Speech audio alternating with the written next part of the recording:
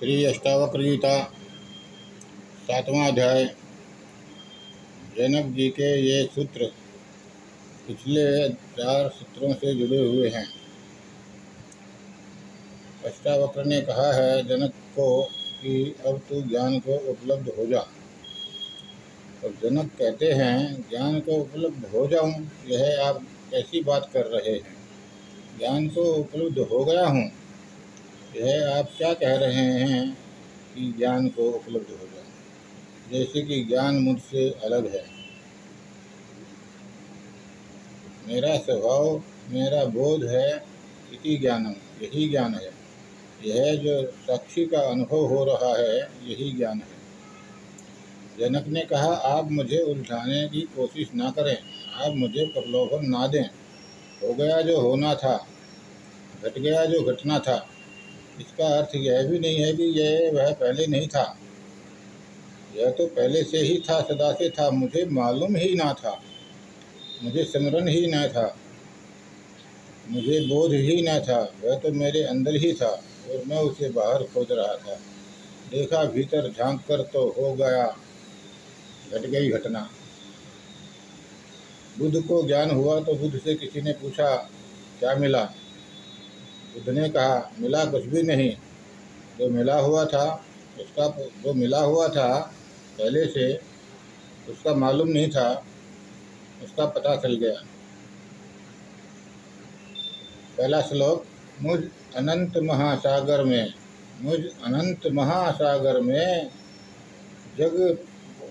जगपोत समान हवा चलता। मुझ अनंत महासागर में जगपोत समान मन पवन चलता। मुझ आत्मा को यह शब्द क्रोधित करता, न असह्य लगता। तरंगे पैदा होने से सागर को लाभ नहीं होता। तरंगे लुप्त हो जाने से उसको नुकसान नहीं होता। जैसे समुद्र में लहरें उठ रही हो, छोटी बड़ी लहरें, अच्छी बुरी लहरें, ये समुद्र का स्वभाव है कि ये लहरें उठती हैं।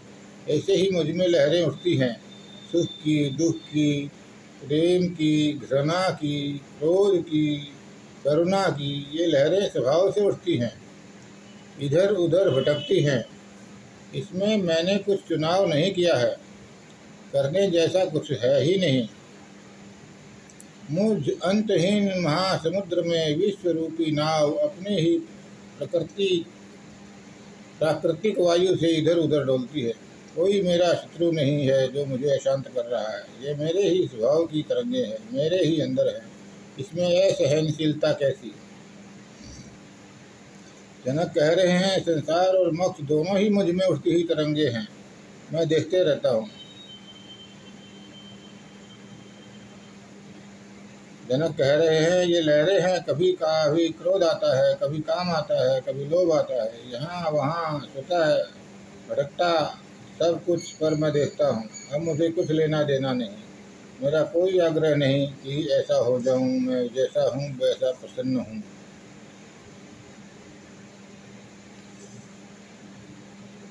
आत्मा रूपी सागर में सभी जल तरंग उठते रहते।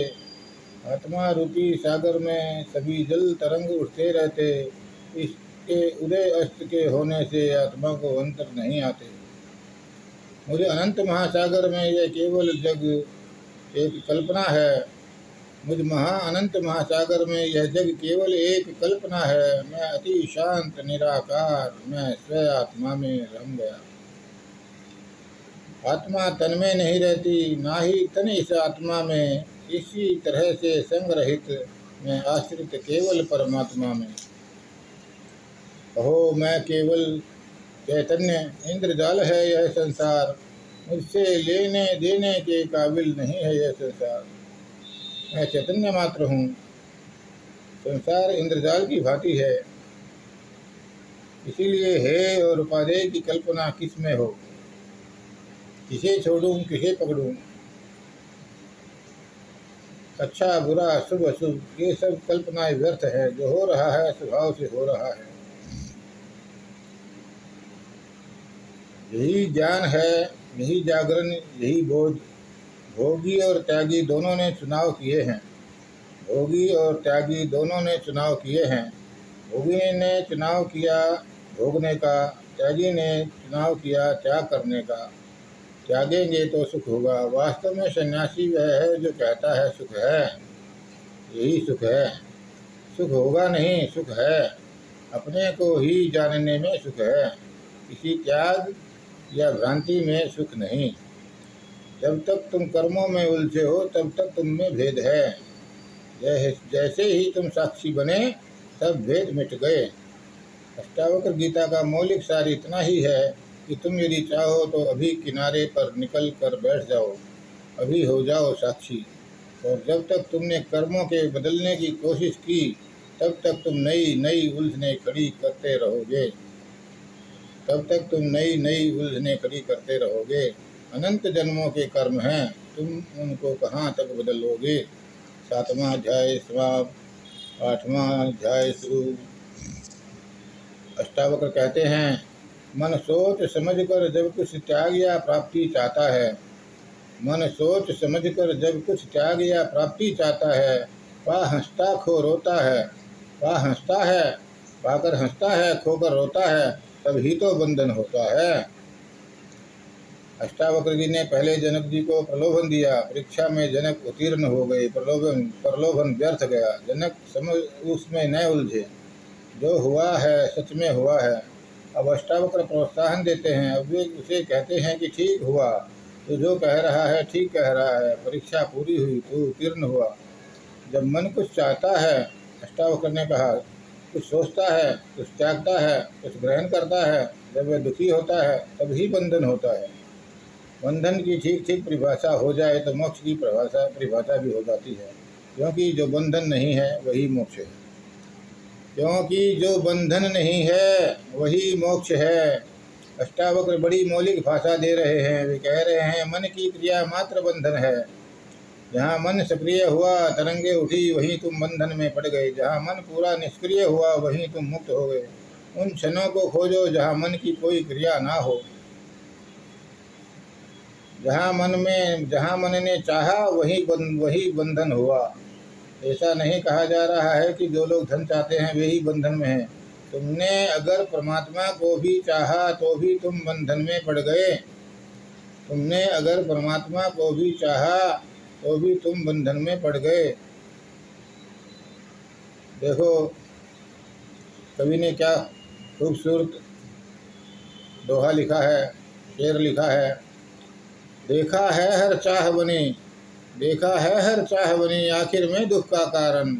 फिर भी चाहे मोक्ष अधर, फिर भी चाहे मोक्ष अधर, चाहना आखिर ना छोड़ा। फिर भी चाहे मोक्ष अधर, चाहना आखिर ना छोड़ा। चाह गई चिंता गई मनवा बेपरवाह, चाह गई चिंता गई मनवा बेपरवाह। जिसको कछु न चाहिए वो ही शहंशाह, जिसको कछु न चाहिए वो ही शहंशाह। न पकड़ने से कुछ मिलता है न छोड़ने से कुछ मिलता है, क्योंकि पकड़ते भी तुम वही हो जो छोड़ते और छोड़ते भी वही हो। दोनों में चित्त करता हो जाता है, दोनों में चित्त करता हो जाता है। चित्त को कुछ नहीं चाहिए, बस विश्राम चाहिए। तुमने कभी मुनि योगी साधु संत को आनंदित होते देखा है? कोई आनंदित दिखाई नहीं पड़ता। ये जो संसार त्याग कर गए हैं, जिन्होंने सब सेतु गिरा दिए हैं मन के, इनके हाथ में तो एक तारा होना चाहिए, परंतु सब उदास दिखाई देते हैं। सूखे चेहरे, सब खाली, रिक्त, मुर्दा, मरघट की तरह। फिर भी तुम सोचते नहीं कि भोग तो गलत है ही, त्याग भी गलत है। भोगी तो ना समझ है ही, त्यागी भी ना समझ है। अष्टावक्र का यह सूत्र सुनो। जब मन कुछ नहीं सोचता, कुछ पाना नहीं चाहता है, हर्षित दुखित नहीं होता, तब तो बंधन नहीं होता। जब मन कुछ नहीं सोचता, कुछ पाना नहीं चाहता है, हर्षित दुखित नहीं होता, तब तो बंधन नहीं होता। कुछ पकड़ा कुछ छोड़ा, दोनों बंधन है। जब मन कहीं ठहर जाता तभी तो बंधन होता है। जब मन कहीं ठहर जाता है तभी तो बंधन होता है। जब मन मोह नहीं करता वह मुक्ति दर्शन होता है। जब मन मोह नहीं करता वह मुक्ति दर्शन होता है। जब मैं हूँ तो बंधन है, जब मैं हूँ तो बंधन है, जब मैं नहीं तो बंधन नहीं। इस प्रकार मान करके कुछ त्याग और ग्रहण नहीं। जब मैं हूँ तो बंधन है, जब मैं नहीं तो मोक्ष है। इस प्रकार विचार करने, इच्छा करने, ग्रहण करने तक सरल अनूठे वचन पर अति कठिन, इतने सरल उतने कठिन। जब मैं हूँ तब मेरा भाव ही दूर किए है मुझे परमात्मा से। यह सोचना कि मैं हूँ, मेरे और उसके बीच फासला है।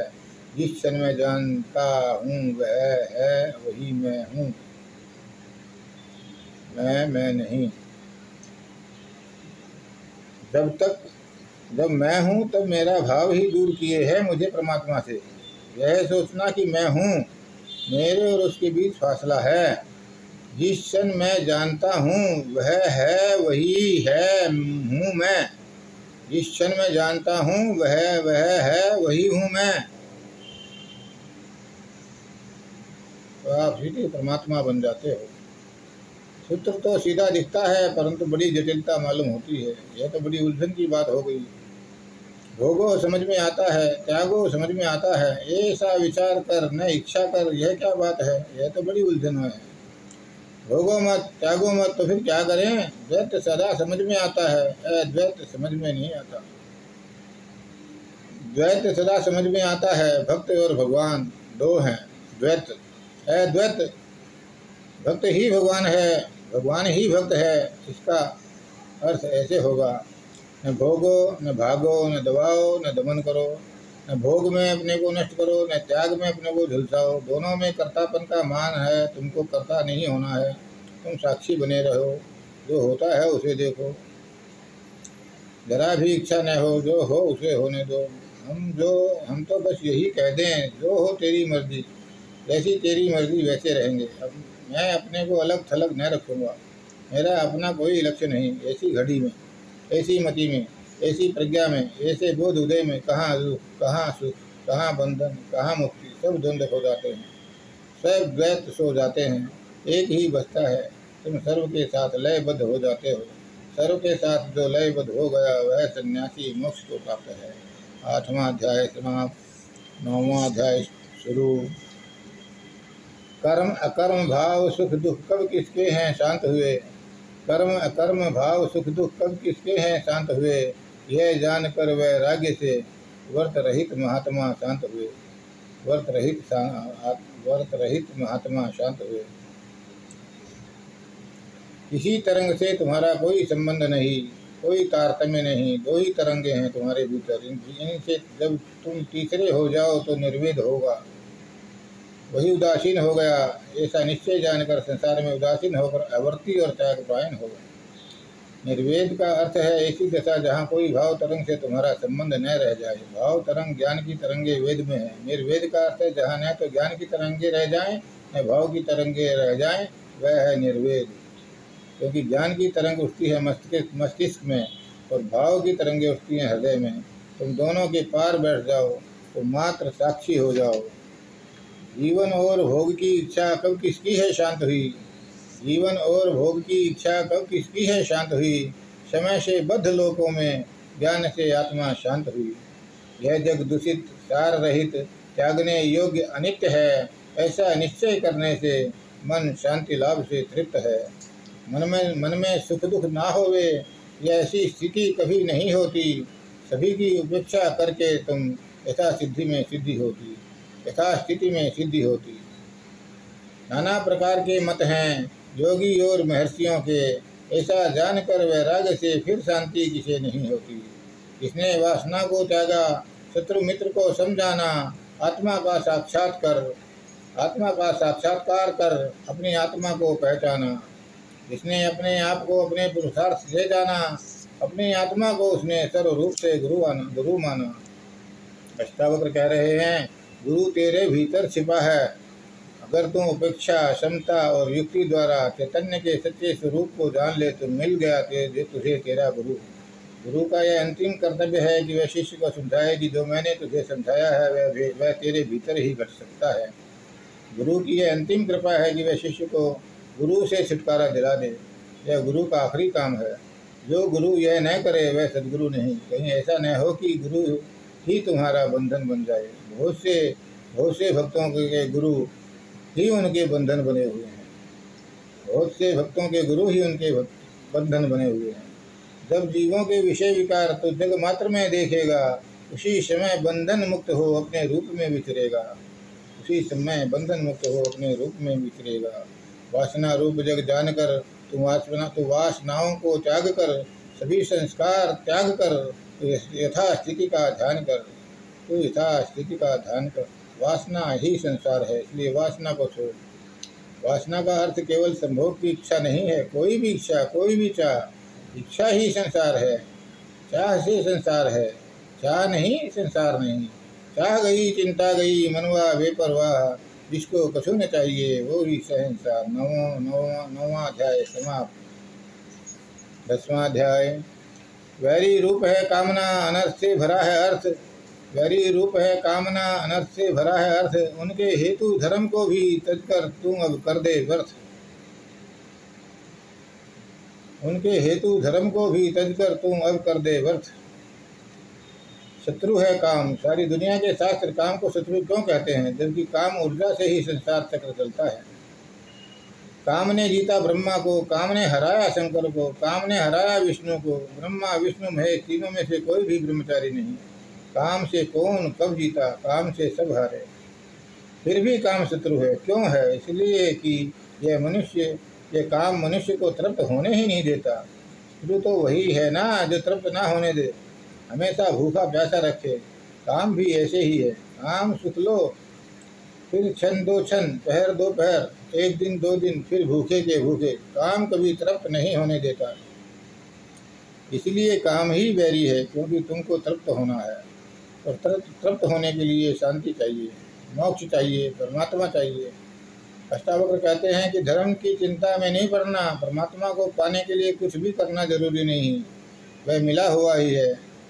मोक्ष अभी और यही है। मोक्ष तुम्हारी चाहत से शून्य हो जाना ही मोक्ष है। तुम्हारा चाहत से शून्य हो जाना ही मोक्ष है। काम और धन की दौड़ के पीछे जो मूल कारण है वह है धर्म।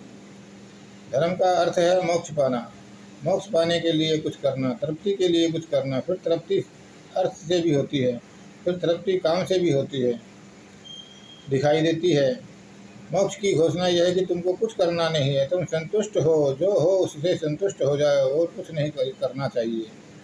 तुम जब चाहो ये घोषणा कर दो, उसी क्षण आनंद की वर्षा हो जाएगी। मित्र मकान धन स्त्री भाई सभी संबंध इंद्रजाल हैं। 4 दिन की चांदनी है, फिर काल का गाल है। जिसमें इच्छा हो तेरी, जिसमें देखना ध्यान देना इसकी तरफ। 10वां अध्याय 3रा श्लोक। जिसमें इच्छा हो तेरी उसे तूने पा लिया जान। जिसमें इच्छा हो तेरी उसे तूने पा लिया जान। श्रेष्ठ वैराग्य धारण कर, इच्छा रहित स्वयं सुखमान। कृष्ण भगवान भी बोलते हैं गीता में, ऐसा कुछ भी नहीं है संसार में जो मुझे प्राप्त नहीं है। अर्थात जिसमें इच्छा हो समझो कि वह पा लिया। जहाँ जहाँ तृष्णा हो वहाँ संसार जान। तृष्णा मात्र ही बंधन है और तृष्णा का नाश मोक्ष। तृष्णा मात्र ही बंधन है और तृष्णा का नाश मोक्ष। जगत से अलग होने पर परमात्मा कहाँ है परोक्ष। इच्छा ही बंधन है, चाहे वे इच्छा कितने ही अच्छी, कितने ही धार्मिक, कितने ही श्रेष्ठ क्यों ना हो। इच्छा होनी ही नहीं चाहिए, इच्छा होनी ही नहीं चाहिए। देखा है हर चाह बनी आखिर में दुख का कारण, फिर भी चाहे मोक्ष अधर चाहना आखिर ना छोड़ा। जैसे तू शुद्ध बुद्ध चैतन्य, जगत संसार जड़ असत रूप, असत अविधा है ऐसे, जिसका अंत है ज्ञान रूप। धन पुत्र पत्नी शरीर सुख मोहित व्यक्ति के नष्ट हुए। धन पुत्र पत्नी शरीर सुख मोहित व्यक्ति के नष्ट हुए। तेरे भी ये सब बंधन सभी जन्मों में नष्ट हुए। धन कमा सत्कर्म कर, अति कामना कर हम रोते। जग रूपी घने जंगल में, जग रूपी घन जंगल में, चित फिर भी शांत नहीं होते, चित फिर भी शांत नहीं होते। सभी तरह कर्मों को कर, मनवानी में दुख भरकर, बार बार तन धारण कर, अब कहीं पर तो विराम कर। सभी तरह कर्मों को कर, मनवानी में दुख भरकर, बार बार तन धारण कर, अब कहीं पर तो विराम कर। इतने जन्मों तक क्या तूने शरीर मन वाणी से दुखपूर्ण और श्रमपूर्ण कर्म नहीं किए हैं? अब तो ठहर जा, एक जगह शांति से बैठ जा, विश्राम कर। ये ध्यान की परम परिभाषा है। बस बैठे रहना और देखते रहना। ध्यान कोई कृत्य नहीं है। ध्यान का अर्थ है साक्षी भाव। जो हो रहा है उसे चुपचाप देखना, बिना किसी लगाव के, बिना किसी विरोध के, बिना किसी पक्षपात के, निष्पक्ष, उदासीन, चुपचाप। 10वां अध्याय समाप्त। धन्यवाद।